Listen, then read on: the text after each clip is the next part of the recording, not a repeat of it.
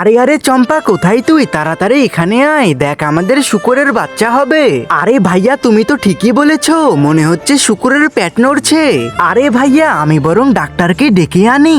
আরে পাগলি বোন আমার, এটা তুই কি করছিস? আরে তুই কি জানিস না, শুকরের বাচ্চা হবার জন্য ডাক্তারের প্রয়োজন হয় না। আরে বাচ্চা তো এমনি এমনি হয়ে যাবে। আরে ভাইয়া, তাহলে আমি বরং বাচ্চার জন্য জামা তৈরি করি। আরে বোন, এত গরমে বাচ্চাকে জামা পরাবি কেন?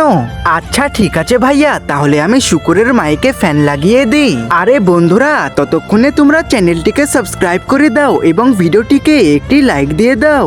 আরে বোন, তুই এইসব কি শুরু করলি? আমি বরং তোর শুকরের জন্য একটি ঠান্ডা এসি বানিয়ে দিব, যাতে তাকে গরম না লাগে। এরপরে বন্ধুরা, আমি কাঠের সাহায্যে সুন্দর করে এসি বানানো শুরু করে দিলাম। আরে ভাইয়া, তোর কি এসি বানানো শেষ হলো? আরে চম্পা, এই দেখ আমার এসি বানানো হয়ে গেছে। আরে বন্ধুরা, এই ফলটার নাম কি তোমরা কমেন্টে লিখে যাও।